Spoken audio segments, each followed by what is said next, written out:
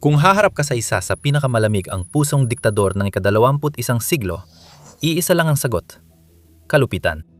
Hindi laban sa mga tao ng diktador na iyon, kundi laban talaga sa makina ng digmaan na inilunsad niya laban sa iyo. Alam ito ng Ukraina. Noong Abril, naranasan ni Putin at mga kasabwat ang pinakamalupit na buwan mula sa Ukraina. Mula Crimea hanggang Urals, winasak ng Ukraina ang lahat, habang nasusunog ang langis ng Rusya at bumabagsak ang hukbo nito. Para mapaghandaan ninyo, marami tayong kailangang pag-usapan dito. Noong Mayo 4, iniulat ng Kyiv Post na matagumpay na tinamaan ng mga espesyalista ng Ukraina sa pangmalayang drone ang 14 oil refinery at fuel hub ng Rusya sa loob ng Rusya noong Abril. Hindi lang ito malaking balita. Ito ay isang record. Hindi pa kailanman nangyari na napakaraming drone ng Ukraina ang tumama ng ganito karaming beses sa oil infrastructure ng Rusya sa loob lamang ng isang buwan. At sa ilang pagkakataon, tinamaan pa nila ng ilang beses ang parehong target. Mas malayo nang naabot ng drone ng Ukraina ngayon. Sa isang insidente, nagpadala ang Ukraina ng drone na lampas 1,000 at 500 kilometro o mahigit 730 milya para tamaan ang isa pang mahalagang refinery ng Rusya. Hindi lang yon. Abril ang pinakamalupit na buwan ng taon para sa Rusya dahil sa napakarami pang ibang dahilan dahil itinaas ng Ukraina sa sukdulan ang kanilang deep strike campaign. Simulan natin sa langis ng Rusya. Narito ang listahan ng mga refinery. Ang Ministry of Defense ng Ukraina ang naglalabas ng detalye. Dadalhin namin kayo sa Bashnev Novoil Refinery sa Ufa, Bashkortostan, Rusya. 1,400 kilometro o 870 milya ang layo mula Ukraina. Ang refinery na ito ay gumagawa ng pampadulas at dekalidad na langis at kaya magproseso ng 7 milyong tonelada ng langis kada taon. Matindi ang tinama ng Ukraina dito at iniwan itong naglalagablab at marami pang susunod na mangyayari. Sa Kostovo, rehiyon ng Nizhny Novgorod sa Rusya, tinarget ang istasyon ng pagbubomba ng langis ng Gorky. Hindi na gaano kalayo ang nilipad ng mga drone ng Ukraina ngayon. Mga 800 kilometro o 477 milya lang. Pero nagawa nila ang kanilang trabaho. Pinatumba ang 2 pangunahing unit ng pagdadalisay ng langis sa isang refinery. Ang refinery na yon ay nagpoproseso ng 17 milyong tonelada ng langis taon-taon at nagbibigay ng 30% ng kabuuang konsumo ng gasolina ng Rusya. Sunod, Tuapsa. Kawawang Tuapsa. Nabanggit natin dati na ilang beses tinamaan ng Ukraine ang refinery sa Tuapsa. Malamang nagtataka na ang mga manggagawa sa refinery kung may sama ng lobang mga drone ng Ukraine. Noong Abril 16, 20 at 28 tinamaan nilang mga processing unit. Sinira ang hindi bababa sa 24 na tangke ng imbakan ng fuel at pinadapa ang isang planta. Hawak nito ang 4.4% ng refining ng Russia, kasamang paggawa ng Euro 5 standard na produktong petrolyo na gamit ng hukbong sandatahan ng Russia. At kung akala ng Tuapsa na nakalimutan na ito ng Ukraine, inatake muli ng Ukraine ang refinery noong Mayo 1. Air defenses? Hindi pa raw nyo narinig yan. Parang yan ang sinasabi ni Putin. Bukod sa tila sinampal lang ng Ukraine ang Tuapsa refinery, marami pang ibang refinery sa Russia ang tinamaan ng Ukraine. Matinding sunog ang sumiklab sa Syzran refinery sa Samara matapos tamaan ng mga drone na naglakbay ng 700 kilometro o 500 at 60 milya. Sa Samara, nagdulot ng pagsabog at malaking sunog ang mga drone ng Ukraine sa Novokuybishevsk refinery na nagpoproseso ng 8.8 milyong tonelada ng langis kada taon at gumagawa ng 20 uri ng produktong petrolyo, karamihan ay ginagamit ng militar ng Rusya. Sa Perm at Orsk, na parehong nasa 1,500 kilometro mula Ukraine, tinamaan din ang mga refinery. Ang una ay ang Lukoil Permnefty Orgsynthes Refinery na tinamaan ng Alpha Unit ng SBU ng Ukraine. Ang planta ay napoproseso ng 13 milyong toneladang langis ng Russia kada taon. Pinatigil ng mga drone ng Ukraine isa sa mga pangunahing unit ng pagproseso ng langis nito. Nagkaroon ng sunog sa isang refinery sa Orsk, Orenburg, Russia, matapos atakihin ng drone ng Ukraine. Ang refinery ay gumagawa ng humigit kumulang 30 uri ng produkto at kaya magproseso ng 6.6 na milyong tonelada ng langis kada taon. Parang may nakalimutan pa tayo. Tama, ang Yaroslavsky refinery sa Yaroslav ay napansin din ng Ukraine. Naglakbay ang mga drone ng 700 at 50 kilometro o humigit kumulang 400 at 66 na milya para sirain ang vacuum distillation unit sa refinery na may kapasidad na 15 milyong tonelada ng langis. Mahalaga ito sa makinarya ng digmaan ng Russia dahil dito ginagawa ang gasolina, diesel at jet fuel. Sapat na ito para malito si Putin. Sa totoo lang, parang hilo pa kami at nagsisimula pa lang. Sa ngayon, napag-usapan pa lang natin ang mga refinery na tinamaan ng Ukraine sa loob ng isang buwan, kung saan binuo nilang patalim ng malayong opensiba sa tagiliran ni Putin. Sumunod, umiikot ang patalim ng malakas na kiyak iniisip ni Putin na tumatama ito sa kanyang baga. Pinapaputukan ng Ukraine ang mga daungan, barko, kagamitan at pasilidad ng produksyon ng Russia sa pinakamalupit nitong buwan. Dahil langis ang paksa, tingnan natin ang mga daungan ng Russia, gaya ng ilang beses ng ginawa ng Ukraine noong Abril. Sa Primorsk, isang sentro ng export ng langis sa Leningrad, sinira ng mga drone ng Ukraine ang 3 tangking RVSP 20,000 at nagpasimula ng malaking sunog. Ang mga tangke na yon, na may kapasidad na 60,000 kubikong metro, ay pinakabagong nawala ng Russia sa isang daungan 800 at 50 kilometro o 500 at 28 milya mula sa Ukraine. Naunang umatake ang mga drone units sa Primorsk, ilang beses tinamaan ng export hub noong Marso. Kung akala ng Russia na babagal ang mga pangyayari ngayong Mayo, magkamali sila. Muling tinama ng mas maraming drone ng Primorsk noong Mayo, 3 na nagdulot ng panibagong malaking sunog. Hindi rin nakaligtas ang Ust-Luga, isa pang pangunahing Baltic seaport ng Russia. Nilipad ng mga drone ng Ukraine ang halos kaparehong distansya para tamaan ang pantalang yon at nasira ang 3 tangke ng langis. Tulad ng Primorsk, ilang beses din tinamaan ng Ust-Luga noong Marso. Sa puntong ito, parang sinasadya na lang ng Ukraine na lagyan pa ng asin sa sugat dahil 2 pantalan nang napatigil sa operasyon. Mga pantalan na bumubuo ng halos 40% ng kabuuang oil exports ng Russia. Bukod sa muling pagtama sa ilan sa mga pinakamatinding tinamaan nito noong Marso, nagpasya rin ng Ukraine na pabagsakin ang ilang Russian oil ports. Sa Leningrad, tinamaan ng Ukraine ang RPK Vysotsk Lukoil 2 loading terminal at nagdulot ng bagong sunog. Sa Novorossiysk, mahalagang daungan ng Russia sa Black Sea, lumipad ang mga drone ng Ukraine ng 400 at 20 kilometro o humigit kumulang 200 at 60 milya para tamaan ang Sheskaris Oil Terminal. Isa na namang sunog ang sumiklab na nagputol sa kakayahan ng Russia na may padala ang langis na nakukuha nila mula sa Primorsk at Ust-Luga papunta sa kanilang mga customer sa pamamagitan ng Black Sea. Sa Krasnodar Krai, nagpasimula ng sunog ang Ukraine sa Tikhoretsk Oil Pumping Station gamit ang drone strike. Kung pagsasamahin ng sunod-sunod na pag-atake sa oil depot sa Crimea at Krasnodar, ito na ang pinakamalupit na buwan ng kampanya ng Ukraine laban sa langis ng Russia mula simula ng digmaan. Ramdam ng Russia ang epekto. Kahit mukhang makikinabang sila sa mataas na presyo ng langis dahil sa blockade sa kipot ng Hormuz, kinailangan pa rin nilang bawasan ng malaki ang export nila. Ayon sa Financial Times noong Marso 12, dapat kumikita ang Russia ng dagdag $150 milyong kada araw sa bentahan ng langis. Noong Abril, napilitan ng Russia na bawasan ang export dahil nasusunog ang mga pantalan para sa shadow ships at bumagsak ang mga refinery na gumagawa ng produktong dinadala roon.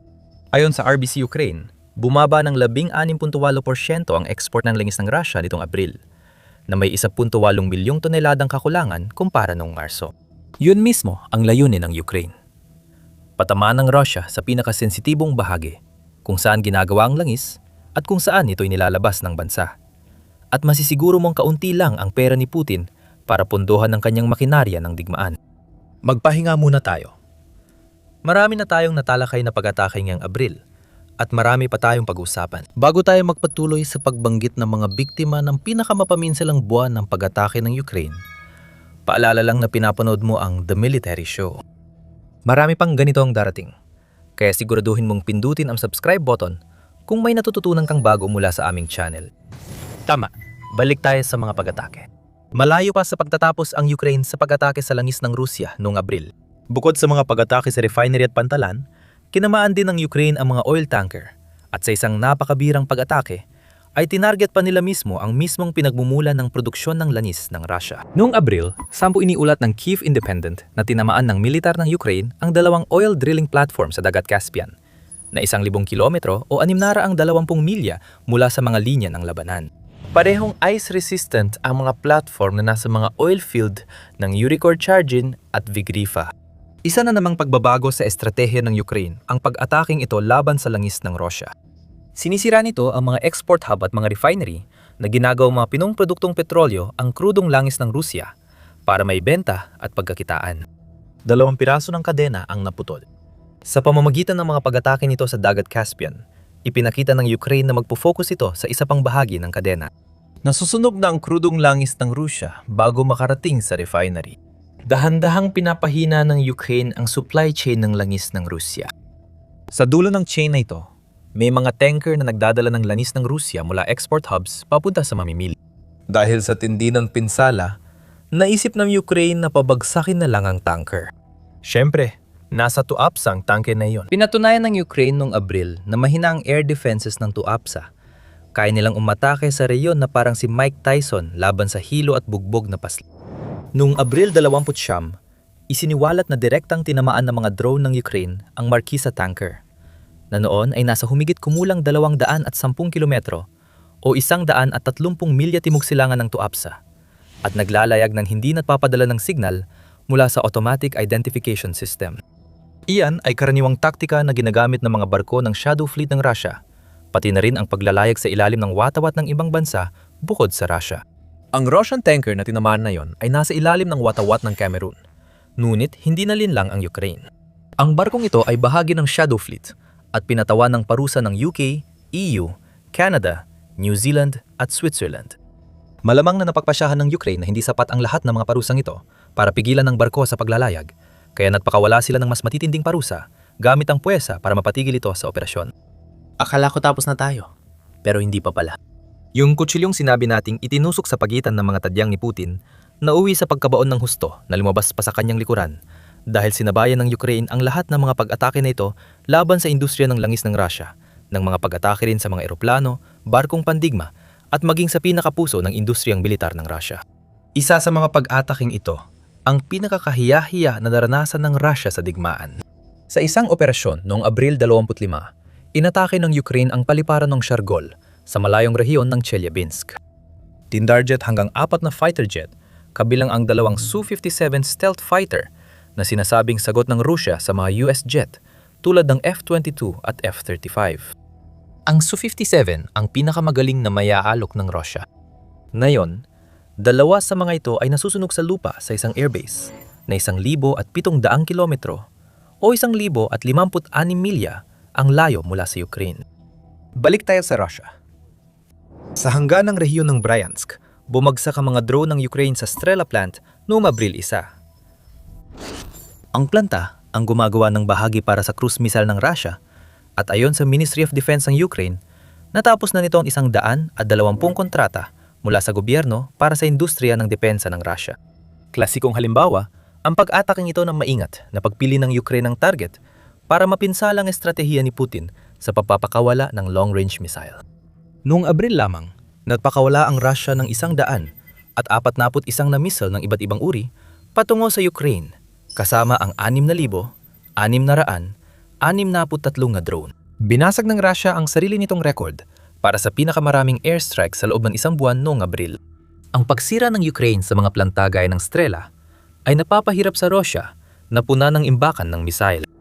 Tinama ng Ukraine ang Atlant Aeroplant sa Taganrog, Rostov noong Abril 11. Sa pagkakataong ito, pinuri ang hukbong dagat ng Ukraine matapos itong pakawala ng mga Neptune missile at tamaan ng plantang responsabale sa buong siklo ng produksyon ng Volaya Strike at reconnaissance drones na gamit ng Russia sa frontline. Gumagawa rin ng Atlant Aero ng mga bahagi para sa Orion drone, KH-50 missiles at CAB-20 guided aerial bombs. Iniulat ng Russia na may sunog sa bodega ng malaking planta at hindi na nagamit ang palusot na drone debris dahil halatang ginamit ang mga Neptune missile. Malapit na naming tapusin ang pagtalakay sa mahigpit na parusang ipinataw ng Ukraine sa Russia nitong Abril. Ang huling paksa ay ang Black Sea Fleet. Matinding inatake ng Ukraine ang fleet noong Abril, pinabagsak ang mas maraming barkong pandigma at sasakyang dagat na napilitang umatras mula Ukraine. Hindi naging epektibo ang pag-atras. Noong Abril, pinabagsak ng Ukraine ang Project 700 at 75 Yamal at Project 100 at 17 Nikolai Felchenkov, parehong landing ship na aabot sa 100 at $50 milyong ang halaga. 2 beses tinarget ng Ukraine ang mga barkong ito, noong Abril, 20 at 26.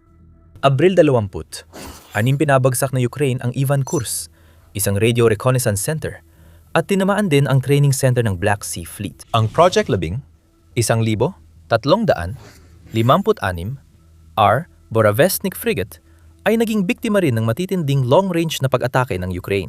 Ang pagtama sa barkong Pandigma ay nagbigay daan sa Ukraine na makabigwa sa estratehiyang nakasentro sa mga misil ni Putin dahil ang Borovesnik ay pwedeng lagyan ng caliber cruise missiles na ginagamit ng Russia laban sa Ukraine.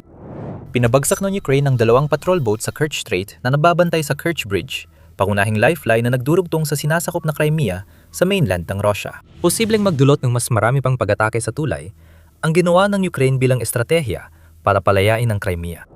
Noong Abril 22, pininsala ng Ukraine ang conning tower ng FSB border patrol ship sa Sevastopol, Crimea.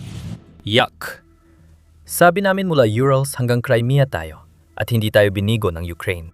Hindi pa nagagawa ng Ukraine ang pagwasak mula sa malayo, tulad ng noong Abril. Nasunog at nawasak ang mga refinery at sentro ng pag-export ng langis. Kaya naapektuhan ng malaki ang pag-export ng langis ng Russia. Daan-daang milyong dolyar ng kagamitang militar ang nasunog at malaking bahagi nito ay hindi na kayang palitan ng Russia. Matagal mawawala sa serbisyo ang mga barkong tinamaan ng Ukraine dahil humina ang paggawa ng barko sa Russia dahil sa parusa. Nakita nating nasira ang mga planta ng misil, tinarget ang mga tanker ng Shadow Fleet, at pinalawak pa ng Ukraine ang kanilang estratehiyang nakatuon sa langis sa panibagong bahagi ng supply chain dahil naging target na rin ang Caspian Sea. Ang mga long-range drone ng Ukraine ay lumilipad na ng mas malayo kaysa dati. At ang katotohanang napakarami nilang tagumpay ay nagpapakita ng air defense ng Russia ay mas banat pa kaysa sa hot pants na suot ng isang hipopotamo. Ngayon, logical na kung ginagamit ng Ukraine ang marami nilang lakas sa long-range strike, babadal sila sa ibang bahagi. Baka nakahinga ng kaunti ang mid-range ng Russia noong Abril, o mas kaunti ang tauhan ni Putin na tinamaan ng FPV drones ng Ukraine. Hindi yun nangyari. Kung tutuusin, lalo pang pinaigting ng Ukraine ang operasyon nila sa 2 aspeto na yon. Sinabi ng Defense Minister ng Ukraine na si Mikhailo Fedorov na nadoble ng Ukraine ang mga pag-atake sa loob ng 20 hanggang 150 kilometro o 12.4 hanggang 73.2 milya na saklaw. Doble ang bilang ng pag-atake sa Abril kumpara Marso at 4 na beses kaysa sa inilungsad ng Ukraine sa malapit na likuran ng Russia noong Pebrero. Ang ginagagawa ng Ukraine sa ganitong uri ng mga pag-atake ay sirain ang mga support system na tumutulong sa Russia na mapanatili ang kanilang mga pag-atake sa unahan. Tinatanggal ang mga control center, nasisira ang mga logistical at supply chain, pati na rin ang mga pagtitipon ng tropa at mga pasilidad ng imbakan. Bawat matagumpay na pag-atake sa mid-range ay nagpapahina sa lakas ng Russia sa unahan. Kapag tinatarget ng Ukraine ang air defense sa okupadong rehiyon, nagkakaroon ito ng aerial corridor para sa mas maraming aerial assault, sa malapit na likuran o mas malalim pa sa Russia. Ang mga sundalong Russian sa unahan ay nagkaroon ng masamang buwan. Sabi ni Pangulong Volodymyr Zelensky ng Ukraine, umabot sa 35,000 ang kaswalti ng Russia noong Abril, kasabay ng pagdoble ng Ukraine sa mid-range strike at pagtama sa mismong Russia ng mas matindi kaysa dati. Kapareho ito ng dami ng mga Ruso na napatay o nasugatan noong Marso, kaya epektibo ang estratehiya ng Ukraine. Habang mas matindi nilang tinatamaan ang likuran ng Russia, lalong humihina ang mga sundalo ni Putin. Hindi pa nalalagpasan ng Ukraine ang record ng kaswalti sa Russia noong Marso na 35,351 pero malapit na. At nitong Abril ay naabot nila ang dating record na 35,000 noong Disyembre. Iniulat ng Ukraine na ikalimang sunod na buwan na yung Abril na mas marami ang nasasawing sundalo ng Russia kaysa sa mga nare-recruit ni Putin. Batay sa ulat ng United 24 Media, ang drone strike ng Ukraine ay nagresulta sa 156,735 na sundalong Russian na nawala mula Disyembre hanggang Abril.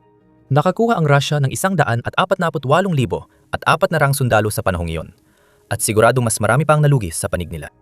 Ang mga ito ay napatunayan ng Ukraine gamit ang drone footage mula sa mga sandatang nagdulot ng kaswalti. Isama pa ang mga pag-atake ng artillerya at iba pang mga atake na hindi naitala, at malamang na lumampas na sa 160,000 ang bilang ng mga kaswalti ng Russia sa loob ng 5 buwan. Kahit saan tumingin si Putin, wala siyang makikitang ginhawa. Hindi lang pinaigting ng Ukraine ang kanilang kampanya gamit ang mga long-range na armas.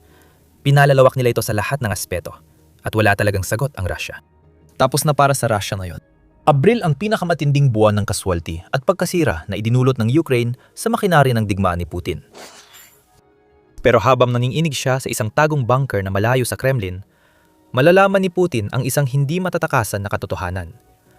Lalong lalala pa ito para sa Russia mula ngayon. Kung gusto mo makakuha ng mas malalim na pagtingin sa ginagawa ng Ukraine sa larangan ng mga medium-range na strike drone, may inihanda kami para riyan.